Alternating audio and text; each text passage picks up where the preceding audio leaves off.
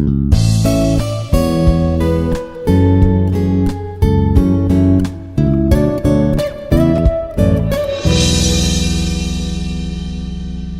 everyone, myself Bidyutlata Sahoo, Assistant Professor in the Department of CSE, Artificial Intelligence and Machine Learning at Institute of Aeronautical Engineering, Hyderabad. Today I am going to discuss about the course Applied Artificial Intelligence, and the topic is Ontological Engineering. These are the topics to be discussed today. What do you mean by ontology? The key aspect of ontology, the definition of ontological engineering, who creates ontological engineering, the comparison between ontological engineering and the traditional knowledge representation techniques, the important terms related to ontological engineering, key steps in the development of an ontology, and what are the benefits using ontologies in knowledge representation, as well as few limitations or challenges of using ontologies in knowledge representation. So this is the topic learning outcomes. So after the completion of this topic, students can apply the ontological engineering techniques in real world AI applications to organize domain knowledge systematically. Now we need to understand what is the meaning of ontology. So ontology, it is a formal representation of the knowledge. It is, first of all, we should know it is a knowledge representation technique which defines the concepts, relationships, and the rules within a particular domain. So it is a knowledge representation technique which define the concept, means the class, the rules, the facts or axioms, and the relationship between the classes in a particular area, which is called as the particular domain. The domain may be healthcare, or domain may be the entertainment, or domain may be the educational institution. So it provides a structural framework or structured framework for understanding how different entities interact. So in this knowledge representation, we can understand how all the classes, subclass, and the objects, their properties are related to each other. That is why it provides a structured framework. These are the key aspects of ontology. The first one is the concepts, which are nothing but the classes. Second one is the relationships, which are nothing but the properties. Third one, the individuals, means the examples of the instances of the class. And the last one is rules and constraint. So concepts means which represents the categories or the types of things. Like we can take the example of disease is a class, vehicle is a class. We can take the example of fruit is a class. But if I specify a specific fruit, that can be the instance of that class. Like here, the third one, individuals or instances with specific examples of concepts. Like flu is an instance of disease. Similarly, we can take the apple is an instance of fruit class. So, and relationship, which is nothing but the properties that defines how the concepts are related. That means how the classes are related. Here the concept means class. So how the classes or the subclasses are related to each other with the help of some properties. Here the properties we can define. So all these properties in a subclass, class, we can it will be defined by the user. So had symptom is the property, is part of is the property. Now rules and constraints, which defines the logical rule. Like for example, a car must have at least 4 wheels. So logically it is correct. So this is like facts. A sun rises in the east. So all these rules, class, relationships, their examples we have to define in ontological engineering for the knowledge representation. Then let us define what is the definition of ontological engineering. So ontological engineering, it is the process of designing, developing, and managing the ontologies to formally represent the knowledge within a specific domain. So here the process of we will design, will develop, and the managing the ontologies, whatever the class, subclass, and their properties, objects will define, that should be represented using the knowledge representation technique, means ontological engineering engineering technique for a particular area. And it involves the concept, relationships, properties, and rules to enable what it enables. It enables the structured reasoning as well as the interoperability in AI system. It enables a structured reasoning means it enables us to apply the logical reasoning technique to retrieve or to derive the conclusion in a perfect way, as well as interoperability in AI system, as well as it also enables us to after the representation of knowledge using ontological engineering technique, any AI system or any AI software applications, the data can be exchangeable. Means the data of one application can be exchanged with another application over the web. That is the meaning of interoperability in AI system. Irrespective of any AI component, data can be exchanged. In other words, we can say the representation of abstract concept. Again, the meaning of abstract concept is nothing but the class, which are nothing but the physical objects or events and time into the knowledge base, which is called as ontological engineering. This is another definition of ontological engineering. Now we need to understand who creates, who are involved for this technique, ontological engineering, for the representation of the knowledge using ontologies. So these are the four people. They have the valid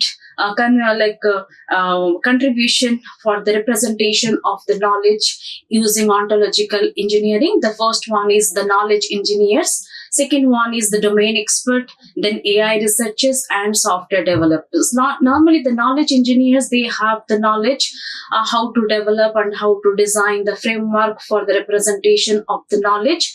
Domain experts, they are the people or a group of experts, those who can give the expert advice in their particular area. If we take the example of the doctors, few renowned doctors, they are very much expert in their area. So that is why they are called as domain experts. AI researchers, anyways, they used to research and they used to find out the framework, how the new knowledge can be retrieved from the existing knowledge.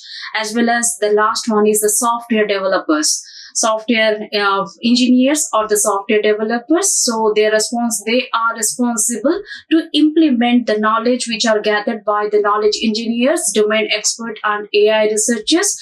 They will implement using some programming language for the expert system or for any AI machines, so that it will work out for further purpose. So that is why these four people they are very much dedicated to represent the ontological knowledge using ontological engineering.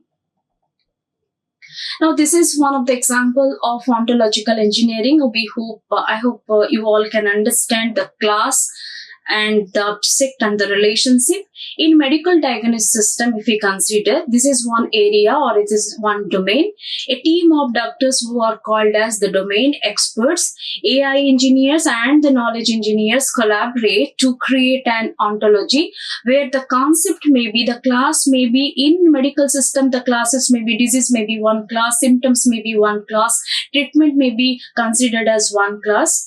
And if you see the last one, instances, COVID-19 has symptom, fever. Now, relationship we have defined like has symptom, treated by. These are the relations. These are the words which are used to maintain the relationship between the classes. Now we'll check one instance. COVID-19 had symptoms, fevers. Now COVID-19 is one class, even fever is also one class. So has symptom is the relationship between the two classes, and it is treated by the antiviral drugs. So again, treated by, it is also one behavior or the property, has symptom, treated by. So this is the way that depends upon in which area we are going to represent the knowledge. From that area, we have to classify what are the classes, what are the instances, means the example, and what could be the relationship between the classes or subclasses. Now let us compare between the ontological engineering and traditional knowledge-based reasoning techniques. The ontological engineering, basically it focuses on creating explicit formal representations of domain knowledge using ontologies. So here ontologies, as I already told, ontologies means the class, subclass, objects and their relationship, the representation using those objects. But here in case of the traditional knowledge representation technique, it includes like semantic networks, like all the knowledge can be represented in the form of graph, even using the form of table, which is nothing but the frames, using rules, the conditional rules, if then condition, and the logic based approaches like our propositional logic and predicate logic. And in ontological engineering, it enables the semantic interoperability. This is very important. This is the main difference between the ontological engineering and the traditional knowledge representation technique, as the ontological engineering enables semantic interoperability. So irrespective of any domain, the data can be exchanged over the web between various AI applications or AI machines or AI tools.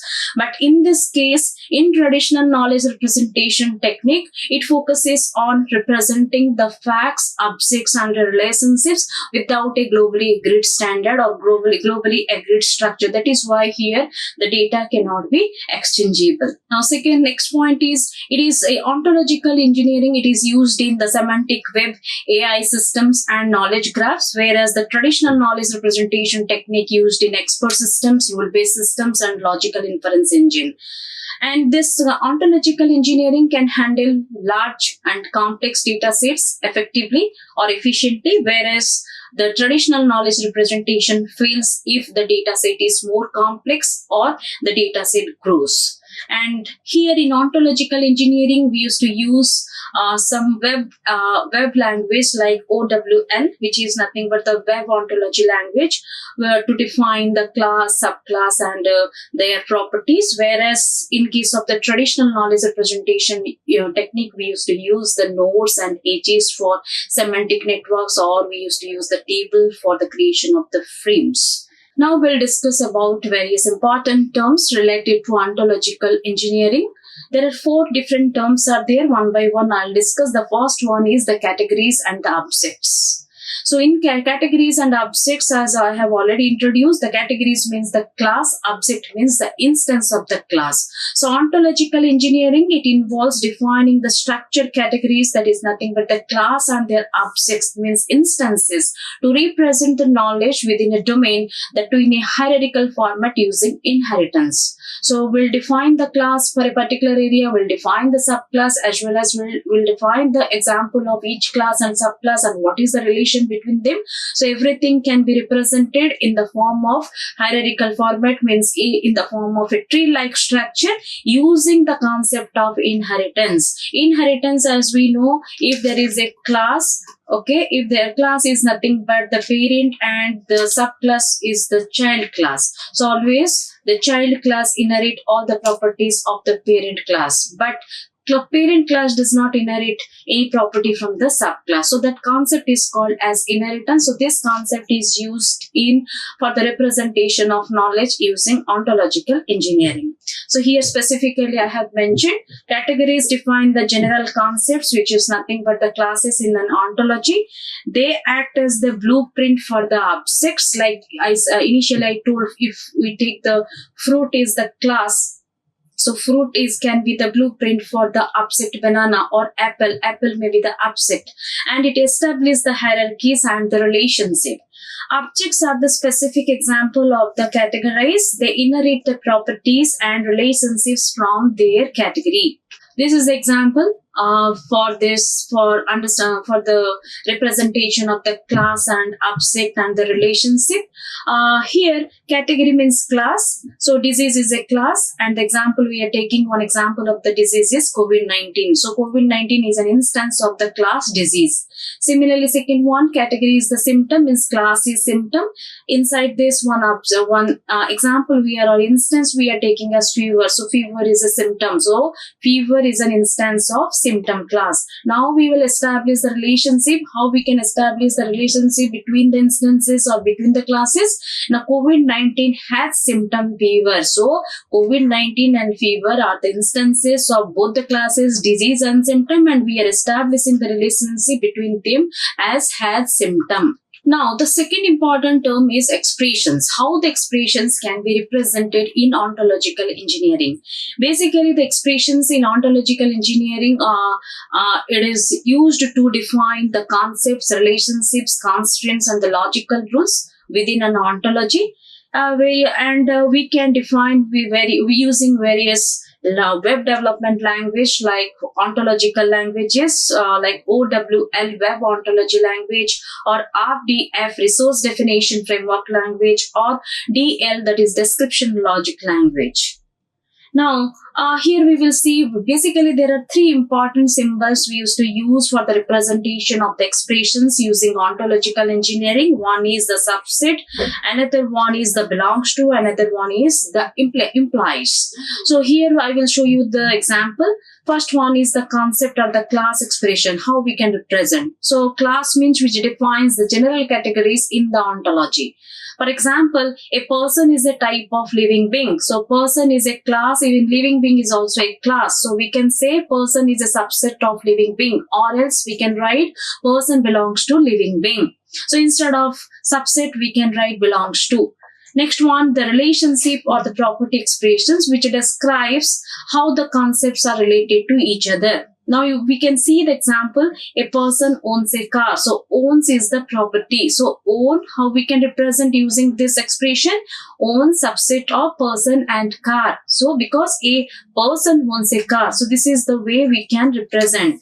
And the last symbol, which is called as the arrow mark, basically we used to use any statement we want to convert into first order predicate logic, there we can use. And especially for all symbol, if we use the for all symbol, definitely we have to use the arrow mark.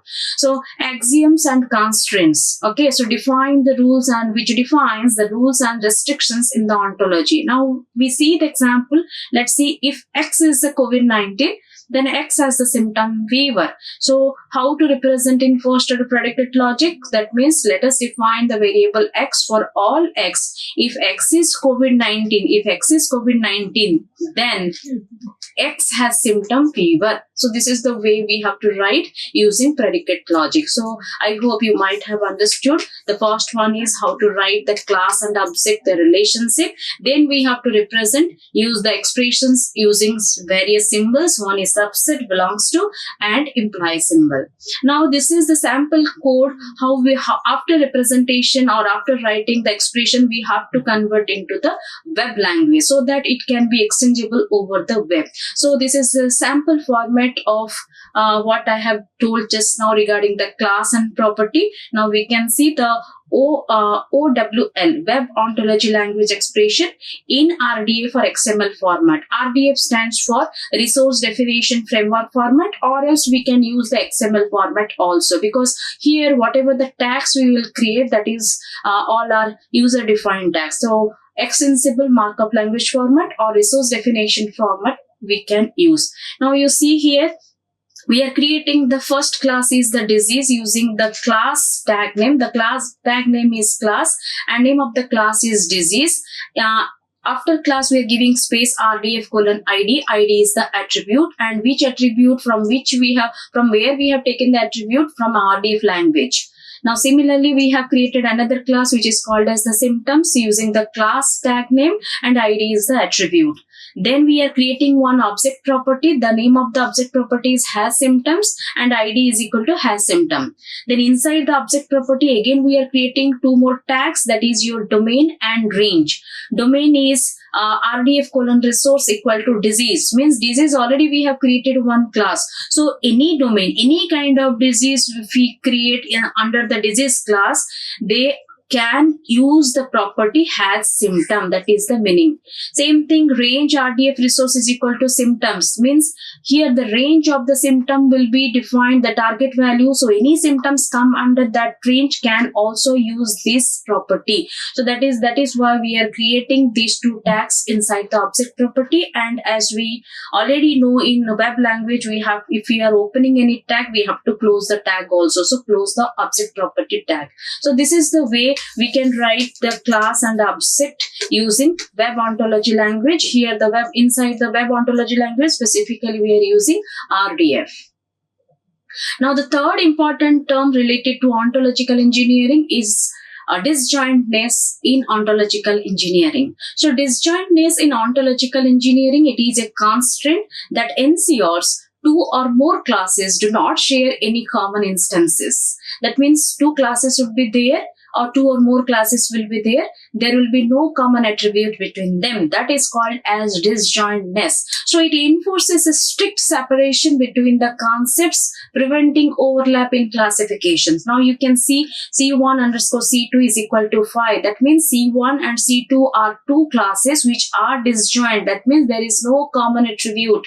So this means an instance cannot belong to both the classes simultaneously. Now we will see with the help of example.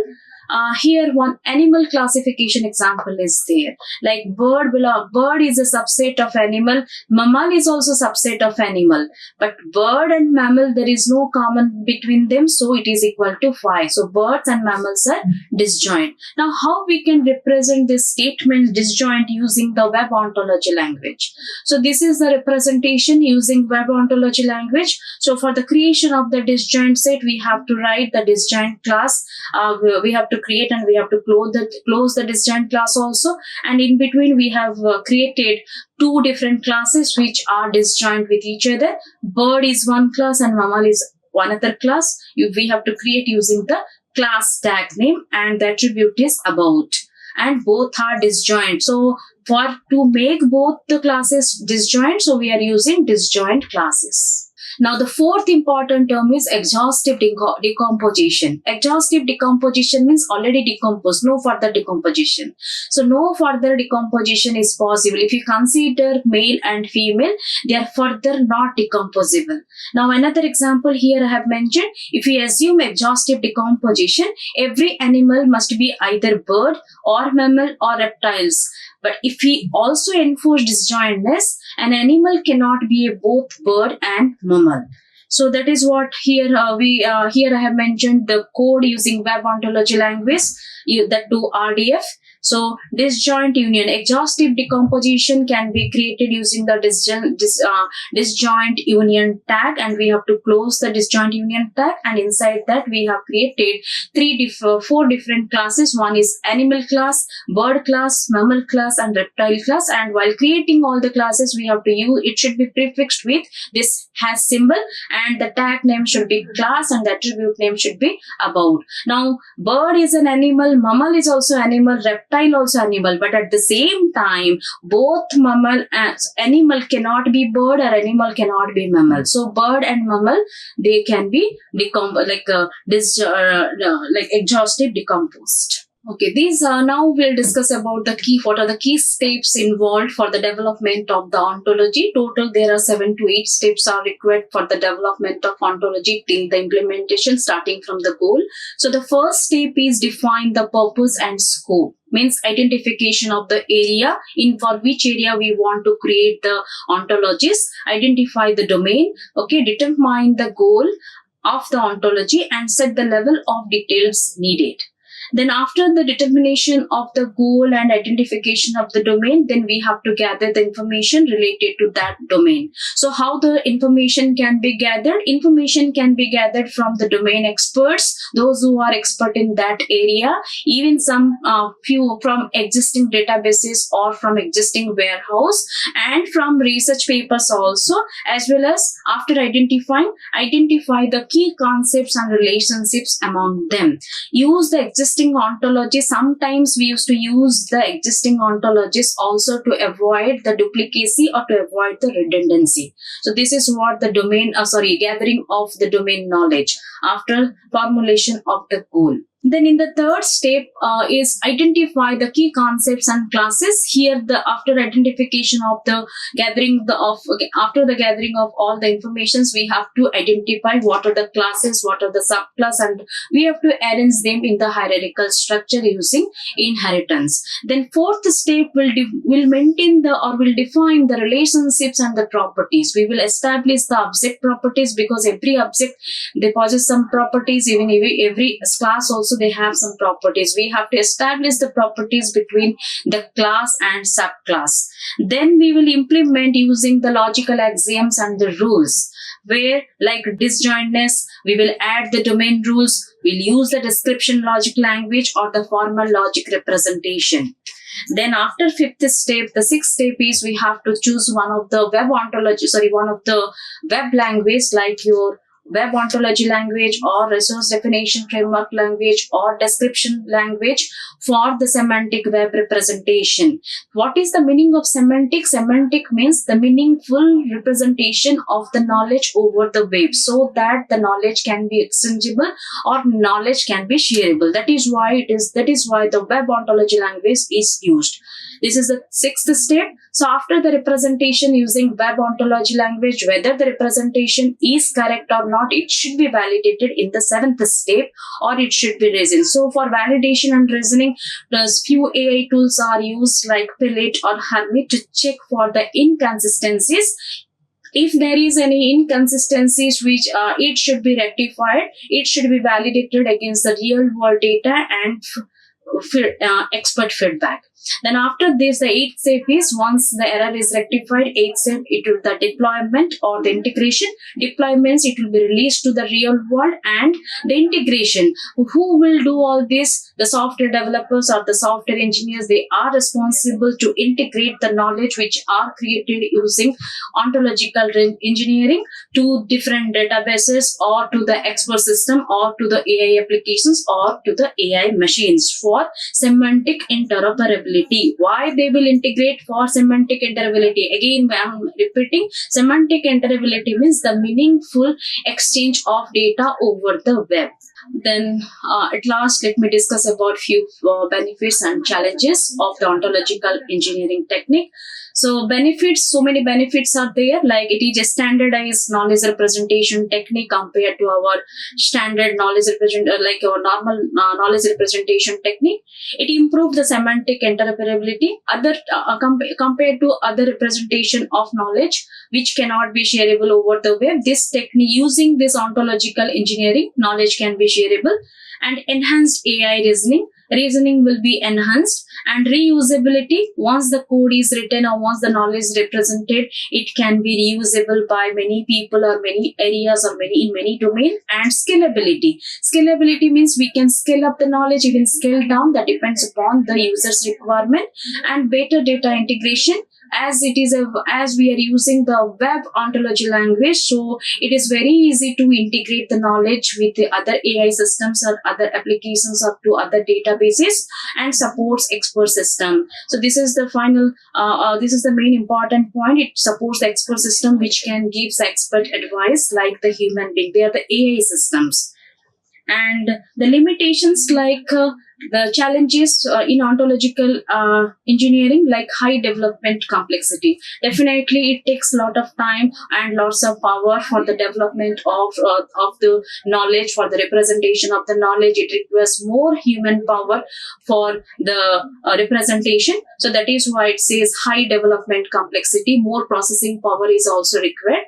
Time consuming process, definitely it takes a lot of time because many manpower is required, and the knowledge should be transferred for all the 7 steps we are following for the representation. So it is a time consuming process. Scalability issue, sometimes we may face, we cannot change. It doesn't allow us to change the knowledge over the web because of the scalability issue or because of some problems, browser problems or internet problems.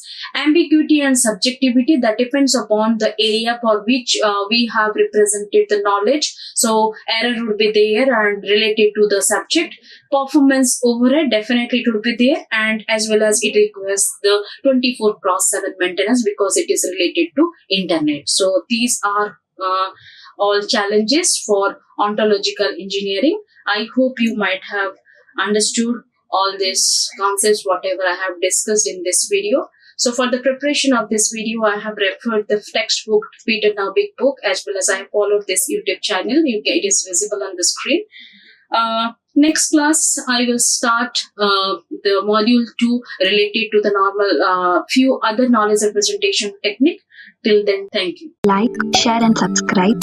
Hit the bell icon for more updates.